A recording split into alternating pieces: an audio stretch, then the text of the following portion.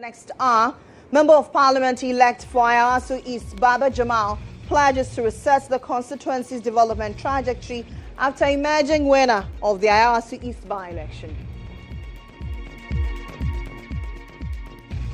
Government directs the National Petroleum Authority to step up market surveillance amid Middle East fuel security concerns. Later, 13-year-old Emmanuel Komi leaves school for fishing as family struggles to afford 10 cedis daily. Ahead in business, inflation drops to 3.3% in February from the 3.8% recorded in January 2026. And later on the international front, Spain's Pedro Sanchez firmly rejects Trump's trade threat after refusing base use for Iran strikes.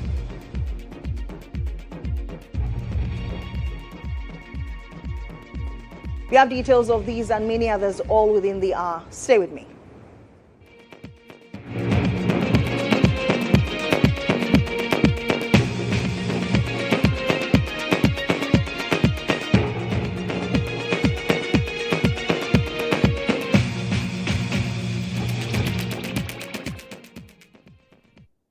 We begin on a political note as Member of Parliament-elect for Ayawaso East, Baba Jamal says he is poised to reset the constituency's development trajectory after emerging as the winner of the Ayawaso East by-election yesterday. This after he was declared winner by the Electoral Commission with a little over 10,000 votes. The by-election was conducted to fill the vacancy created after the death of the constituency's Member of Parliament, Mohammed in January of this year. Baba Jamal defeated his main contender, Baba Ali Yusuf of the NPP, as well as independent candidate Umar Sanda Mohammed, who came out of the fork of the NDC. Here is presiding officer declaring Baba Jamal winner of yesterday's Ayawaso East by-election. At the end of the voting exercise for the parliamentary by-elections for Ayawaso East municipal, Ayawaso East constituency, 5 candidates contested. Number 1 on the ballot is Baba Jamal Ahmed, and he polled 10,884 votes. The second candidate on the ballot is Ibrahim Idrisu, and he also polled 43 votes. The third candidate on the ballot is Yusuf Ali Baba, who also polled 4,009 votes. The fourth candidate is Mohammed Umar Sanda, who also polled 1,885 votes. The fifth candidate, also an independent candidate, is Kano David, and he polled 104 votes. In all, we had 16,928 valid votes. 120 votes were rejected. And in that case, total votes cast amounts to 17,048. Looking at the just announced results, I, Samuel Mofori, the returning officer of Ayawaso East constituency, hereby announce to you your new MP-elect, Honorable Baba Jamal Ahmed. That was the announcement of Baba Jamal Mohammed as MP-elect for Ayawaso East. Now, shortly after that declaration, Baba Jamal pledged to reset the constituency's development trajectory and successfully rewrite the area's history. Let me also give a special thanks to the President once again for finding me worthy to go and work in Nigeria. Those few months that I stayed in Nigeria has added to my experience, which I'm taking to Parliament to serve this country better. I thank the President so much, and also want to assure the people of East Ayawaso that the resetting of East Ayawaso starts now. We are going to Parliament. We are coming to reset the whole constituency and ensure that what East Ayawaso deserves comes to pass. Let every member of East Ayawaso listen to me.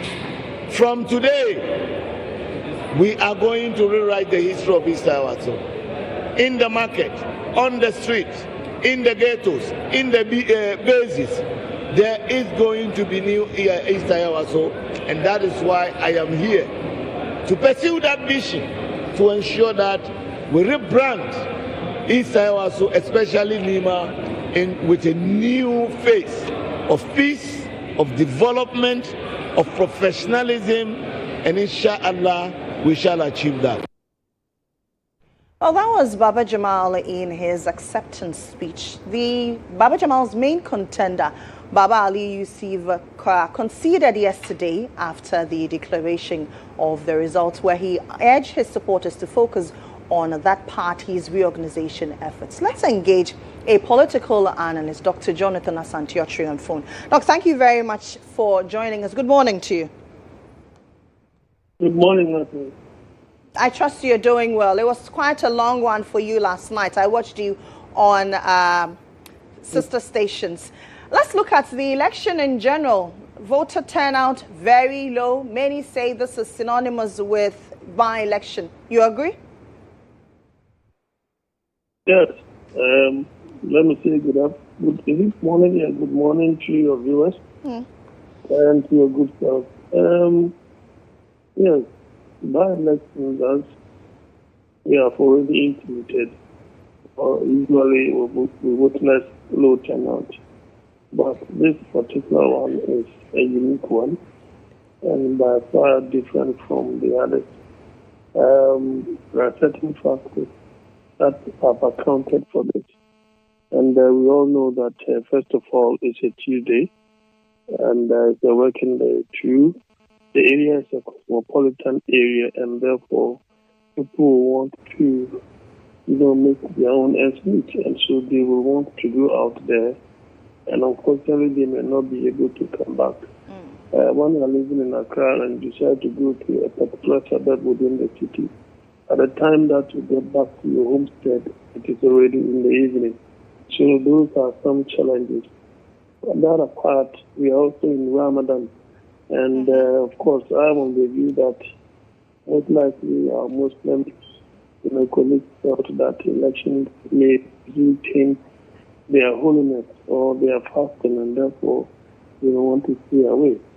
The other factor too is that the police presence could also have been quite intimidating to some members of the constituency. Others may hazard that, well, if I go out there, something unthinkable happens because of the heavy presence of the police.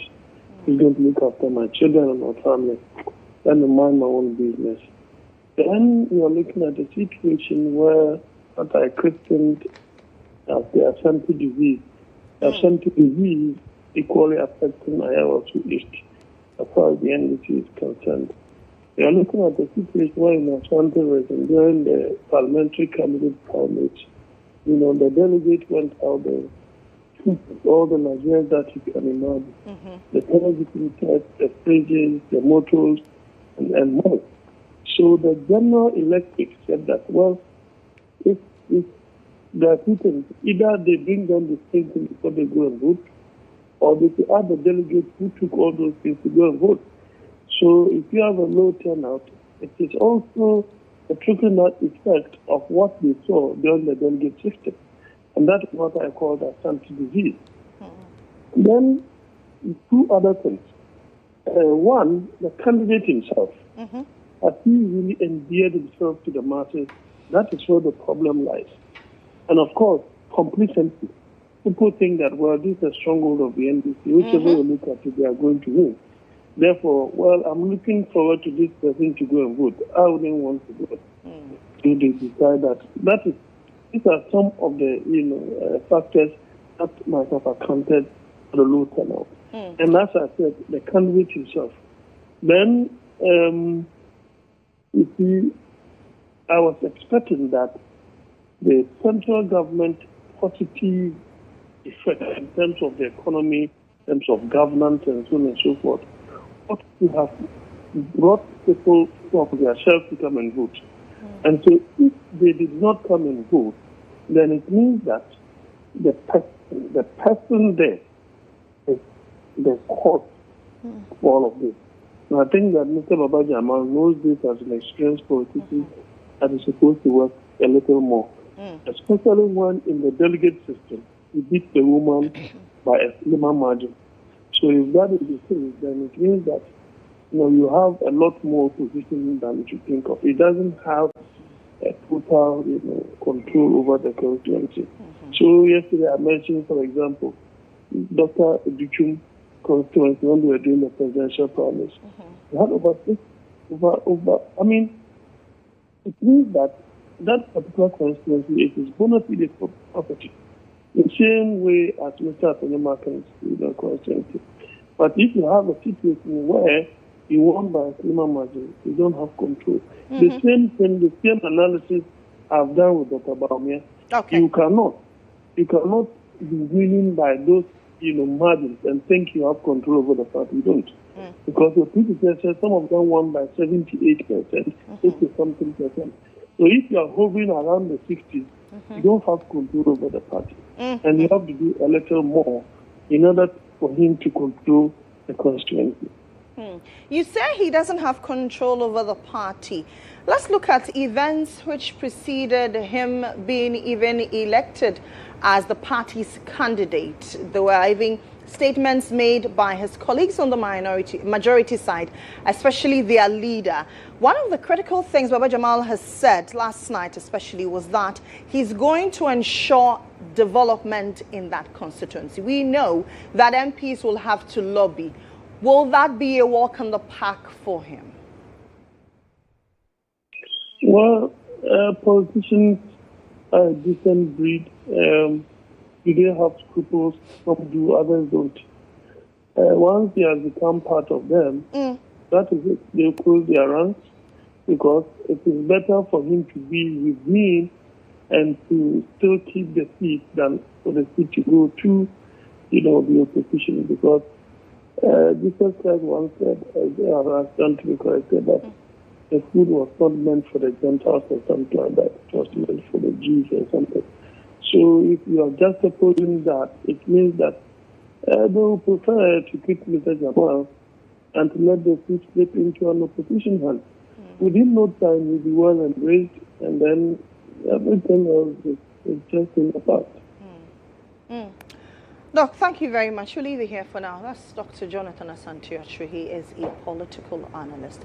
Let's move on and touch on other areas. Government has directed the National Petroleum Authority to intensify market surveillance and tighten coordination with industry players as concerns mount over the impact of the ongoing Middle East crisis on fuel security in Ghana. The directive was issued by the Minister for Energy and Green Transition, Dr. GHOne Abdullahi Jinapon, during a high-level meeting with key stakeholders across the upstream and downstream petroleum sectors. In a statement, Dr. Jinapon emphasized the need for proactive and coordinated measures to safeguard Ghana's energy supply reliability, noting that contingency plans are being reviewed and strengthened to cushion the country against any adverse shocks arising from the geopolitical tension. According to the Energy Ministry, stakeholders have been tasked to maintain adequate strategic fuel stocks and ensure stable nationwide distribution. The ministry also assured the public of sustained fuel availability and says it will continue to closely monitor developments while taking all necessary steps to prevent undue hardship on consumers.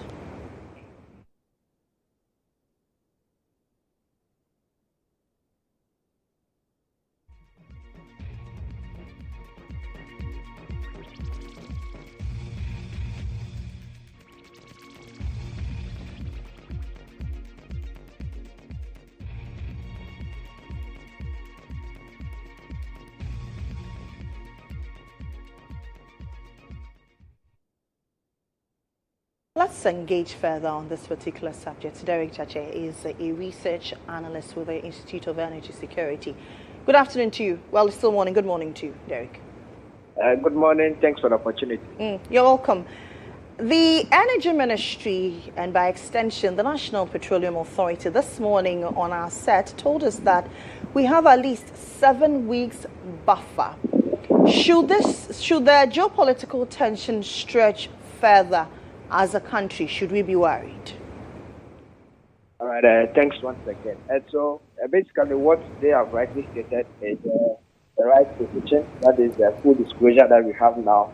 For diesel, we have about 4 weeks, and then for petrol, we have about 7 weeks. And basically that is what can suffice us for now. It would have been our, maybe say, long-term goal that we could have some buffer that could have taken care of, maybe some 2 months, 3 months. That is the ideal thing. And sometimes that is also the mandate of BOST. But for them to be able to even talk about some 4 to 7 weeks, in as much as it is not enough, it is better than as it were some years back, looking at the position. Sometimes it got only just 1 week. And so if you have an external, let me say, geopolitical thing or an external pressure or anything of that sort, it means that we could just survive, maybe we couldn't survive beyond a week. And so where we find ourselves today, in as much as it is not the best of position, but for 4 weeks of diesel and then for 7 weeks of petrol, that is quite significant. The second part of it is the resumption of the Techiman oil refinery. Some years back, when we found ourselves in similar situation, the Techiman oil refinery was not operationalized. And so it means that we would have had a dire consequence on the country or as a whole. Today, the Techiman oil refinery is being operationalized, and so today we can also refine our own petroleum product and have a finished product in our various tanks. The third one was that now we have the Central Oil Refinery also coming on board. Some years back, the Central Oil Refinery was not operationalized, it wasn't working. And so it means that we would have found ourselves in a higher or dire circumstance as compared to now. The fourth one, which you also have control over, which some years back we didn't have that control, was how stabilized our currency was. Because whatever thing that happens on the international market, we are a net importer, and so we don't have control over it. We cannot determine the price of petroleum products on the international market. But what we can do is how can we stabilize our currency so that in the worst possible case scenario, if prices are to go up on the international market, the currency or the stabilized currency will not let us show the full impact of it. So assume or have the impression, maybe this scenario that some years back the cedi was trading around 17 Ghana cedi, and then to the dollar, and then the price on the international market had gone up. We would have had a higher impact at the various pumps as compared to now. So even if price goes up on the international market, because the currency is a bit stabilized or strengthened at almost 10 to 11 Ghana cedis, it means that we can contain the pressure a little. That full dire consequence will not be something that Ghanaians will feel at the various pumps. So these internal mechanisms, the revamping of the Techiman refinery, the strengthening operation of the BOST and then the Central Oil Refinery, as well as the strengthening of our local currency, positions Ghana better off to be able to withstand any external shocks that would come, even though we know that we cannot fully contain it, but at least it will give us some respite, some pushing, and the long term we'll be able to now find a better solution to it. Now, what do you think needs to be done? I mean, should the political tension escalate further and stretch? What should we do? You've talked about TOR, you've talked about BOST. In country as we speak, what are the immediate things we can do? So in country, what we have control over is these two major things that I've spoken about. How best can we be able to have enough stock for BOST? Because BOST has a capacity to be able to store more petroleum products. And so for the 7 weeks or 4 weeks that we have, according to the MPA, means that we will not be able to reach our full capacity. And so within the shortest time, we should be able to find ways and means to be able to increase that capacity. At least for the next 2 months or for the next 2.5 months, it's fair enough. Because you can also keep the product for a very longer period of time. It will, there'll be some form of, let me say, pollution to it. It will lose its quality. And so you need a quantity that you can make use of. And at least 2 months will not be bad. And so how possible can we be able to increase the capacity of TOR immediately? How possible can we increase the capacity of the Central Oil Refinery? How possible can we also increase the capacity, especially for that of BOST? Because BOST has that tank farm to be able to store enough reserves for our usage. At least within the next few weeks, that is what we are supposed to make use of. The other thing I want to make mention of is that if with the Strait of Hormuz or the Iran impact, in as much as it affects the global supply, Ghana ideally more or less sources our fuel or petroleum products from the European market. And so if not for the international prices that would have gone up, wouldn't have been more affected by now. And so if there are any mechanisms through the NPA and through the ministers they've had that engagement, it is best that we can be able to maximize where we source our petroleum products from, have enough storage at least to be able to withstand any external shocks. He's a research analyst with the Institute of Energy Security. Now, a member of the NPP communications team, Haji Rabi Salifu, has raised questions about the government's claim that Ghana has enough fuel reserves to last 6 months amid the ongoing Middle East crisis. Speaking on GHOne, she cautioned that a projected buffer could prove insufficient if the conflict persists, emphasizing that her concerns aim to promote transparency and proactive planning, not to create panic. The quantum of fuel. My task was so simple to my sister. And I did admit, I said, look, me, I don't know. I don't work with the NPA. I've not researched on that. I haven't seen any information on that. I am just appealing to her to furnish me with that information as a citizen. That, how much have we preserved? What is the stock we are even expecting? And you see, with these wars that are ongoing, you can't determine how long they are going to take. So if you tell me I should be reassured that you have stock coming in and it's going to, and interestingly, that we shouldn't even think of bracing ourselves towards at least price increment. I have said it, reassurance is reassurance. And when you are reassured until the person feels you or starts to feel you, you actually wouldn't be fair to push so hard. But I am still on my question that, look, we want to know, with what we have, the minister has attempted speaking on that. He said 6 weeks, around, I think he mentioned about 6 weeks or so. Lily, 6 weeks is about what? 1.5 months. So after 1.5 months, if there is surge, if there is difficulty in the system when it comes to fuel, what do we do?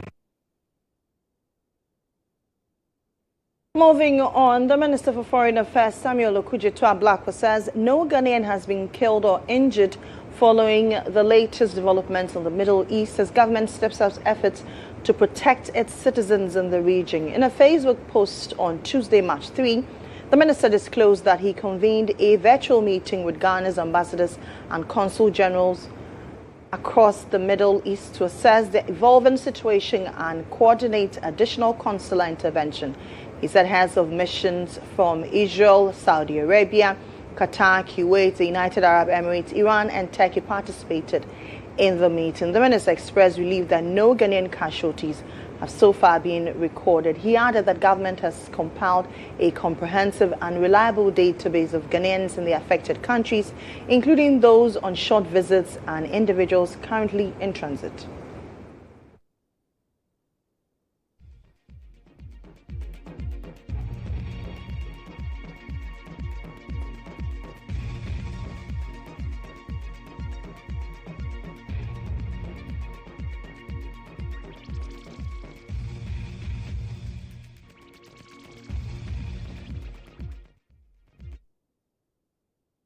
International diplomatic consultant Farouk Al-Wahab has expressed fears that the ongoing deadly conflicts between Iran, Israel and the United States could impact the annual Hajj pilgrimage in the Kingdom of Saudi Arabia.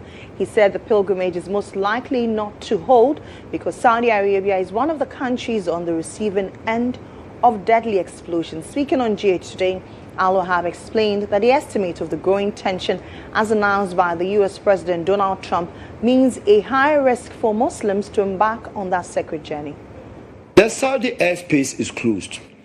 They themselves within are having fears. Now the biggest presence of American military might in Saudi is the protection of the Kaaba, which they've accused terrorist insurgents, i.e. also Iran, to blow the Mecca. Because Iranians also claim that they have the holy sites that is there in the ancient time. So there had been a standoff. So Saudi Arabia would dare not make any mistake. If even countries closer, Saudi is even at the back, but Iran is able to hit them. Who will risk? My grandmother, my grandfather, myself will not risk to sit in any aircraft. And ideally, no passenger aircraft will move to that region until the region is safe. But if President Trump is saying that it will last five to 6 weeks, it means that the region cannot open up.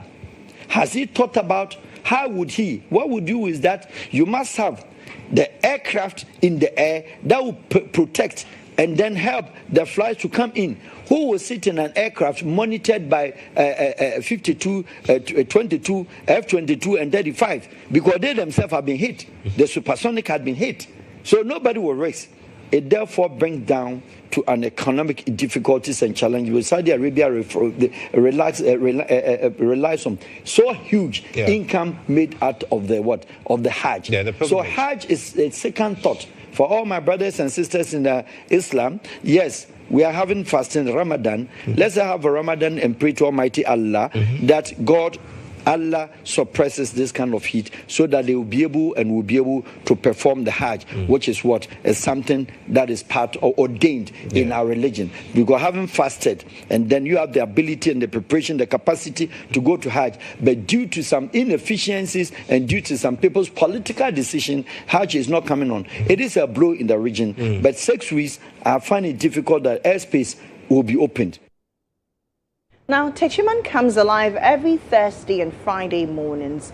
As the sun rises, traders arrive from nearby towns and even neighboring countries bringing food that feeds homes across Ghana and beyond. But for drivers, riders and traders, doing business has become a daily struggle. Heavy traffic chokes the roads, delays in deliveries, and that eats into their profits. Now, the people who keep the Techiman market running are speaking out. They're calling on the assembly to urgently build a relief road to ease congestion and protect their livelihoods. Techiman, located in the heart of the Borno East region, is one of the largest and busiest traditional trading hubs in West Africa. From Wednesday to Friday, the market swells with activity, peaking on Fridays as traders arrive from across Ghana and neighboring countries, including Togo, Burkina Faso, and Nigeria. But with the surge comes a familiar struggle. The main road linking the market to surrounding communities becomes a knot of vehicles, motorbikes, handcarts, and pedestrians. Traffic crawls, tempers flare as time and money slip away. Prejia and Okada riders who rely on quick turnarounds to earn a daily income say congestion cuts their earnings drastically. Every Friday, Thursday now, actually a year a sunset final from my traffic in Internal. Sunday away to my Adjumana Bank and to me, Wanasa. Why? As always, as Adjumana is a dorsal. The Quano Gam, with no designated station, they are forced to load passengers along the main route, unintentionally occupying vital space and worsening the traffic. The man go slow, the Benina said, because for now, Mujina and any folks for no.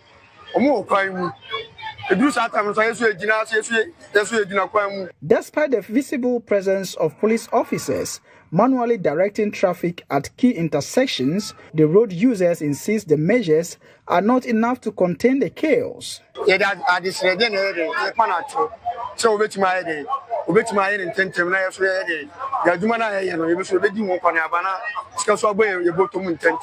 Many operate shops from home and mass transport goods from the market daily. Drivers, riders, and traders are now united in one demand: the urgent construction of a relief road. They believe it will decongest the main road, speed up business, and restore some dignity to movement within the market.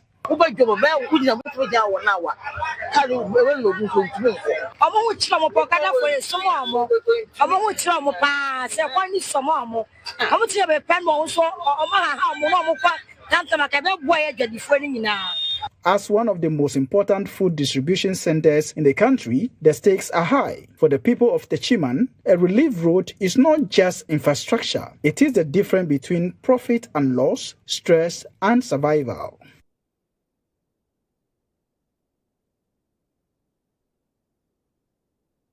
And now to a story that borders on children's security. He dropped out of school because his parents could no longer afford 10 cedis a day. Today, in the coastal community of Botiano here in Accra, he has traded his textbooks for fishing nets. This is the story of 13-year-old Emmanuel Komi. His experience reflects a growing dropout crisis in the area, where many children are leaving the classroom to join the fishing trade in order to support their families. My colleague GHOne has more in this report. The first light of day breaks over the shores of Botiano. The sea is calm, the breeze gentle. In many homes across Accra, children are ironing uniforms and stuffing books into school bags. But here, the morning routine is different. Barefoot boys walk quietly along the sand, fishing nets slung over their shoulders. Their classroom is the ocean. 13-year-old Emmanuel Komi should be in GHOne. He speaks softly when he talks about school, especially mathematics, his favorite subject. But for months now, he hasn't stepped foot into a classroom. His parents could not afford the 10 cedis needed each day to keep him in school. So now, instead of solving equations, Emmanuel studies the tides. He wakes before dawn, joins older fishermen, and spends hours at sea. The money he makes helps put food on the table, but each wave carries him further away from the dreams he once had.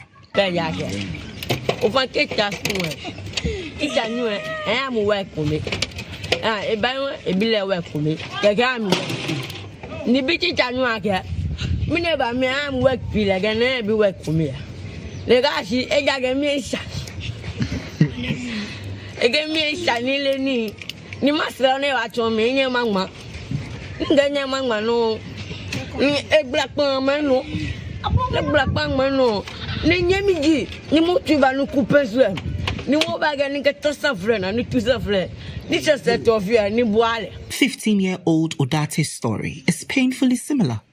He once imagined becoming a mechanic. Today, he repairs torn nets instead of engines. Because everyone saw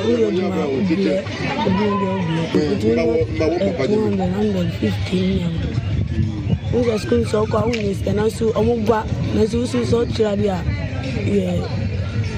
so no bet my ministers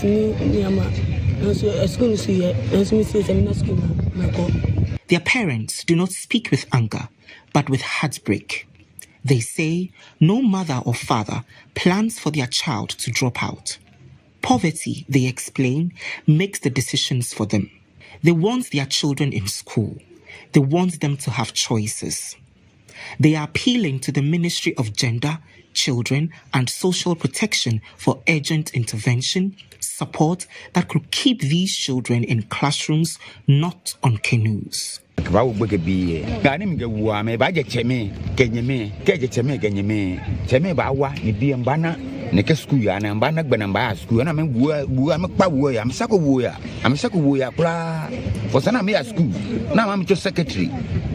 Konika no go ba alo afenu kuekue wolo ata wolo malo eti ti wona me ehin ebe yin no wo ya chemege ya nyeme fe am kamane ne amash onu gbege bia na gbe na menye mini suku wa me ya e gba wona wa e di step wo no ni yo mi pe ja kese gbege bia na menye am ya school bia na amele shika ni wona amele shika ka wo cheme wo yin do ya obia no wa nyo mo ma me no ka ma ya school wo se je wa bulo amelenche ameken bo abulo che hu bo an bo abulo agashi de ya school ene wo bia na obota no ma no wo yo melenche no ni sani onu pa ye tafache na ba chon yin ni ameka mi to mo wo school mi wo e han ni wo ni bi fe te se bota no o bia na this time next I know afi na kan obeka bia na menye na me ya school company say parents bi wo ho a e bia obetumi ahwa akora no from nursery up to primary but akora no ko anim kakra na skasema ye basa obi so wo ho a oni adwuma bi ye nti akora no to me bampo na no onya bibi kakra odi coffee a omunye bidi nti ono ahu sa akora no kompo na no odi bibi be fie ne wo say on jai school no na kompo no. The acting chief of Botiano Township, Techiman, admits the situation is worsening. He says the community is worried, but trapped in a cycle where survival often comes before schooling. Government no moji density idea so to me atiso no my 5 city idea and kwala no bet my den come out to my go school bet my go saban so baby na obey wo be wo side nso a ono so ebe bu apa because nyama mu edi nyama na enye se nyama nso mu edi nti we take advantage say wo ma kwala no ye de enko school. Back on the shore, Emmanuel pulls in a net, almost as heavy as he is. He laughs with the other boys, but there is a quiet maturity in his eyes, the kind that comes too early. For these children, the ocean is no longer just water. It is a duty. It is a sacrifice. And until help arrives, their dreams remain anchored here, waiting for a tide strong enough to carry them back to school.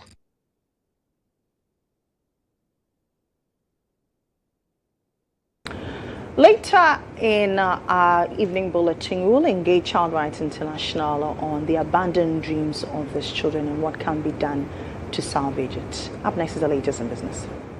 The Business Brief is brought to you by CompuGhana, passion for technology.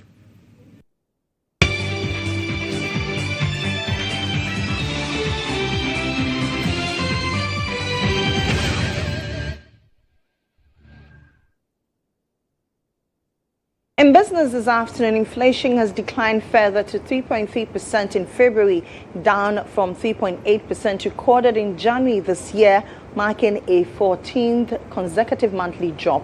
On a month-to-month basis, inflation was 0.8%, indicating that the general price level increased by 0.8% between January and February 2026. The latest rate represents the lowest recorded since the CPI rebasing in 2021.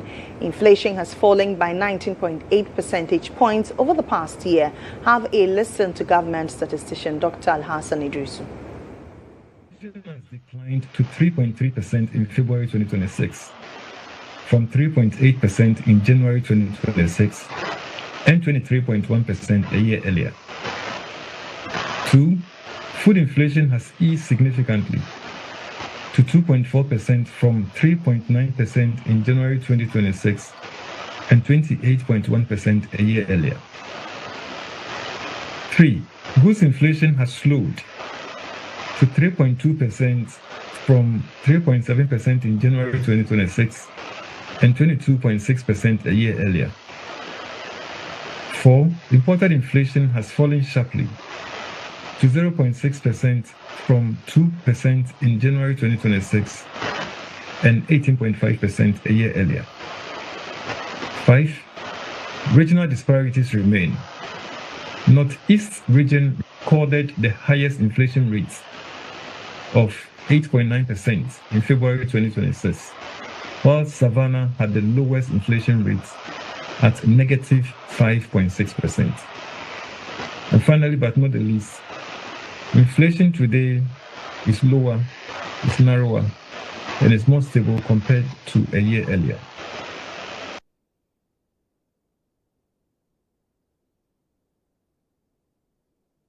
Now, Parliament has initiated moves to ensure budgetary allocation for projects that are tied to the National Development Plan. The House is considering the Public Financial Management Amendment Bill 2026. Speaking at a stakeholders engagement, Member of Parliament for Fasia UAB and sponsor of the bill, Kojo Opon-Kuma, argues such a legislation will cut down wastage in the system and align resources to critical development. This amendment bill, which I've led a few colleagues to submit to Parliament, seeks to deepen our fiscal discipline exercise that we're embarking on as a country by closing a particular loophole, which I'll explain shortly, even before Mr. Yanksi and the Tenkal team take us through it. It also helps us to ensure stronger accountability for every cedi of the Republic that will be spent by ministries, departments, and agencies and district assemblies, and also ensures that there's closer collaboration between the National Development Planning Commission's work and what all the other agencies of government do. And the specific loophole it seeks to close is that today there's room for ministries, departments, and agencies and metropolitan, municipal, and district assemblies to embark on projects or programs which are not exactly emergency projects or programs, but projects or programs that are as though they are part of their normal work, except that they have not been certified under the National Development Planning Commission's plan, which they would have received from the ministries, departments, and agencies. And so this amendment seeks to deny the Ministry of Finance the opportunity to fund such projects and programs. This is separate from contingencies or emergencies that may come up. But for regular programs and projects that have not been included in the strategic plan of the MMDA or the MDA to get certification, the object of this amendment bill is to deny funding for it until such a time that it is thought of, captured, and certified as part of the National Development Planning Commission's program.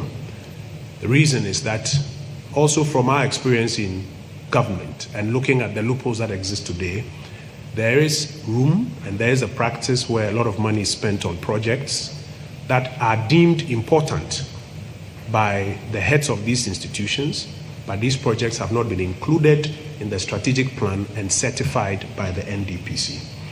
Our hope is that we will find the best way to close this loophole so that every cedi that is spent of our limited resources is in pursuance of the National Development Plan, which would have been certified by the NDPC.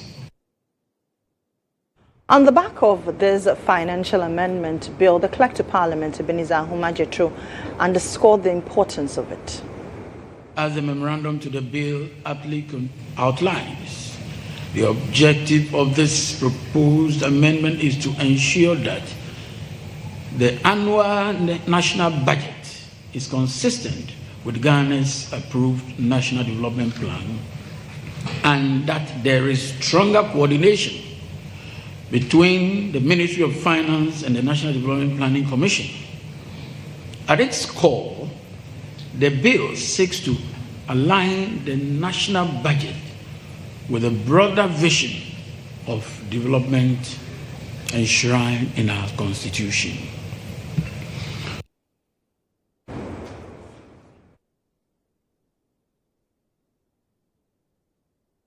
That's it for the business brief. Up next is the latest sports update with Benjamin Yamavengazi. The business brief was brought to you by CompuGhana, passion for technology.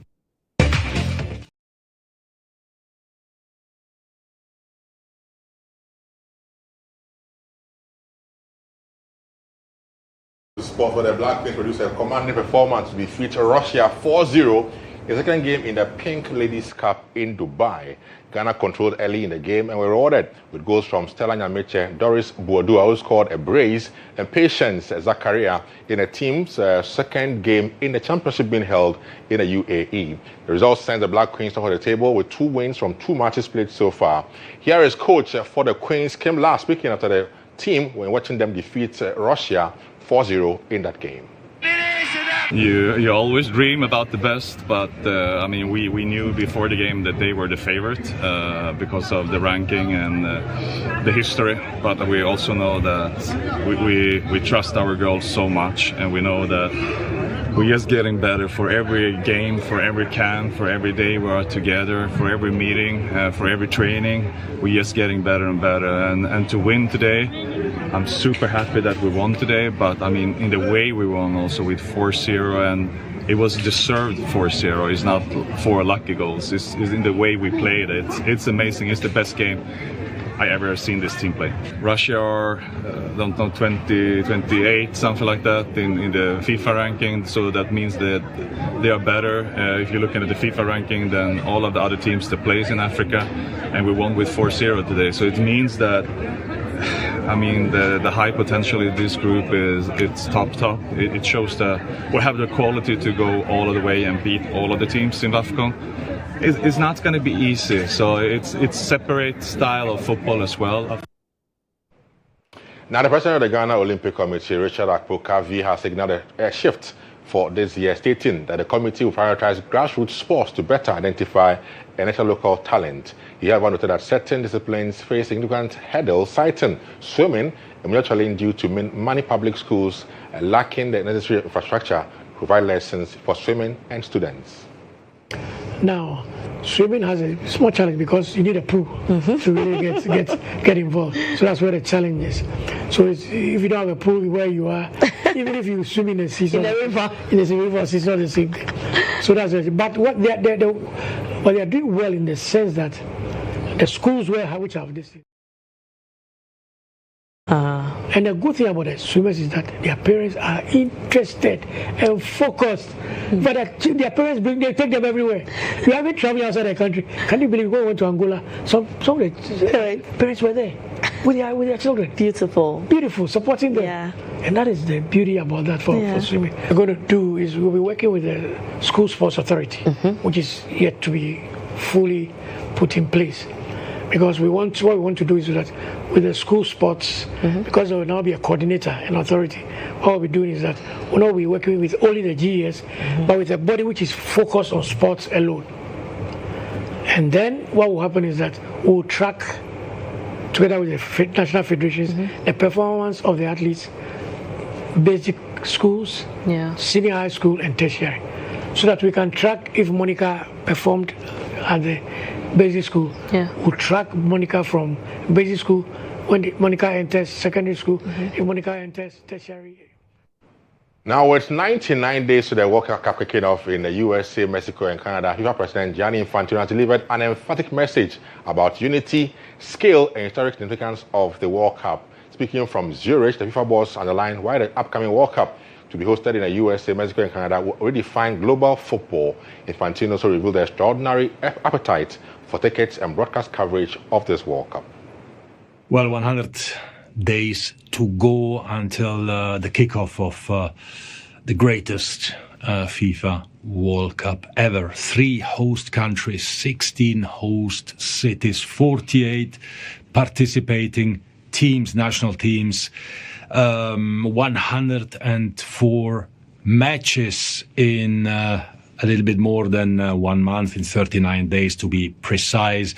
This is history. We'll have 7 million people in the stadiums. We'll have many more millions coming, billions, 6 billion people watching it from home. We'll have debutants. We'll have the usual world champions who will play. But most importantly, we will have the world coming together. And this is probably the most important fact in this particular period of time. We need events, we need occasions.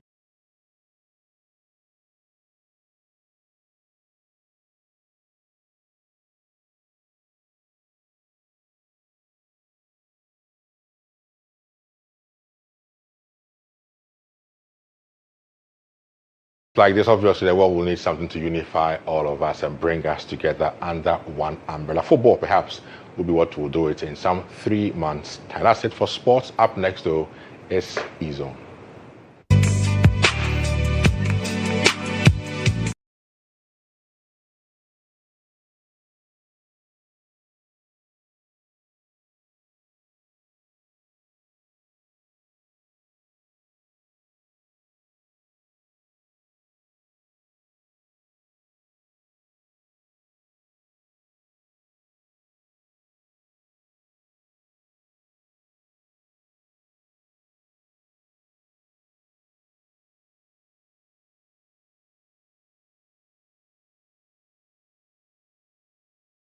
The moments that shape our nation. Khadija Idi brings you today's episode.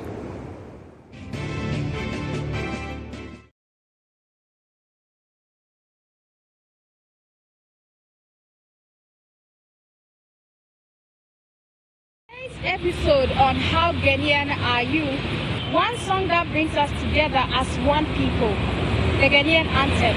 That's what we are singing. Make our nation great and strong, bold to defend forever the cause of freedom and the flag.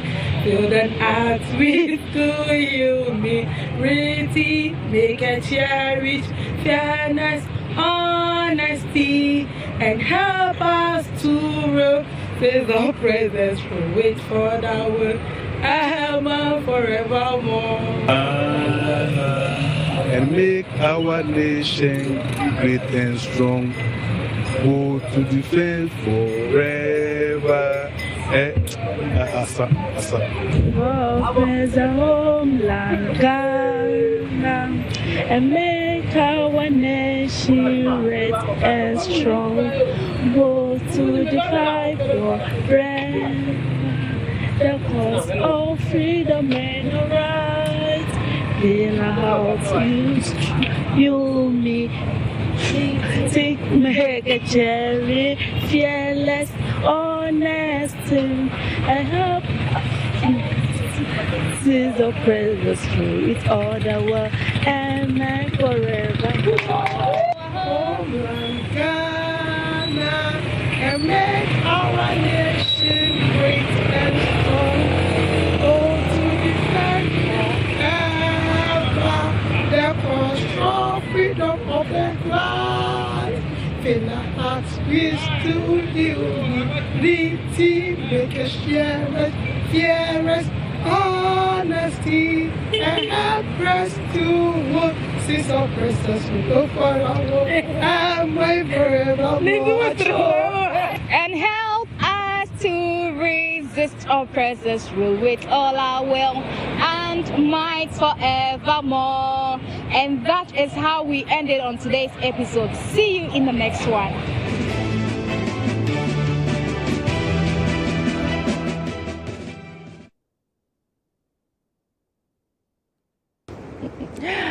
That's it for the entertainment zone. Let's head to the foreign front.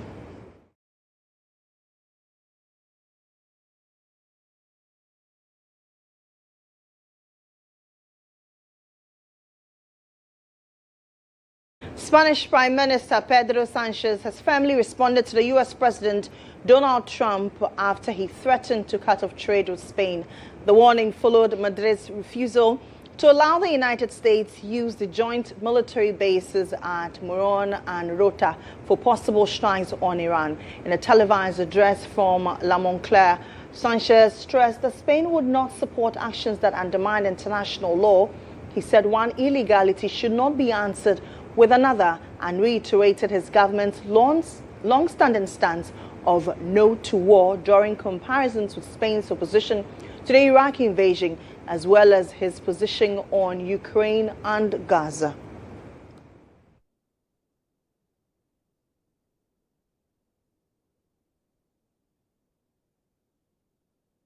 And that's it for the bulletin. I am Lily Mohammed on behalf of the entire team led by Rosemond Akoko Ajetusi. Thank you very much for watching. For more news updates, kindly log on